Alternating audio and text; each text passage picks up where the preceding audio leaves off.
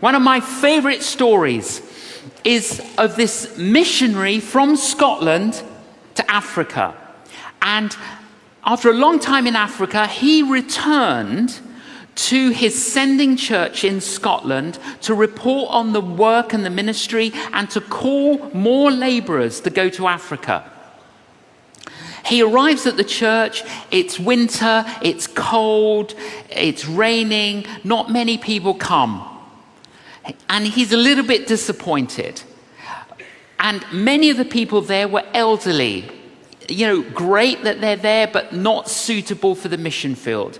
But he still felt that he should give the same message. And he gives the message, the needs in Africa, we need more laborers. He ends the talk. This is how he ends the talk. Who will go? Who will go?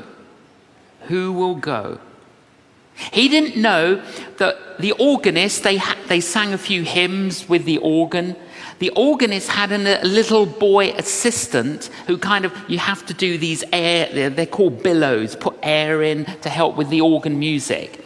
The little boy stood up and he shouted out, "I will go, I will go, I will go." The name of that little boy, David Livingstone. He is then advised, David, if God has called you to Africa, what we suggest is that you become a medical doctor and you can go to Africa as a medical missionary. He grows up, he goes to medical school, he becomes a medical doctor, he then goes to Africa as a medical missionary. He labors and labors and labors. There's one particular community, tribe, that they're trying to reach, and it's really difficult. And the chief sends him a message. And the chief said to him, "We are going to come tonight, and we are going to murder you and everyone in your compound." Now, the reason we know every detail of this, and I've researched this, is because David Livingstone kept diaries. And all of this is written in the diaries. So he's writing in his diary, "Lord, we've labored so faithfully. Please protect us. Please help us." And there's a little bit of fear in what he wrote on that day, concerned that their ministry will be obliterated and everyone will die. But they didn't come and kill them. Anyway, a couple of years later, they eventually introduced the chief of the tribe to Jesus, and the entire community converts and follows Jesus. David Livingstone said, no, the story gets better.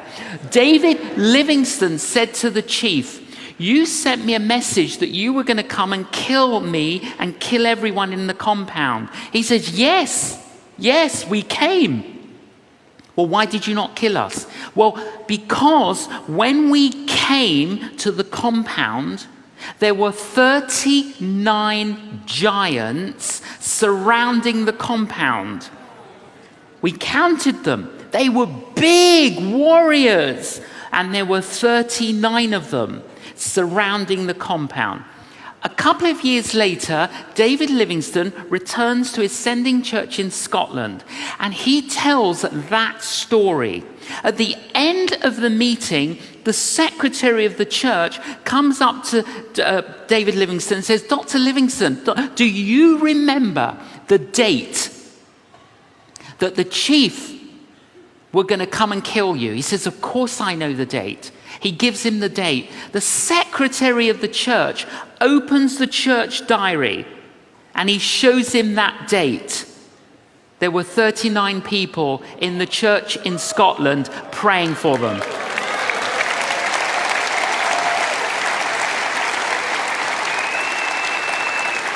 "39 people praying in a church in Scotland, and there were 39 warriors surrounding the compound." Do not say that is a coincidence.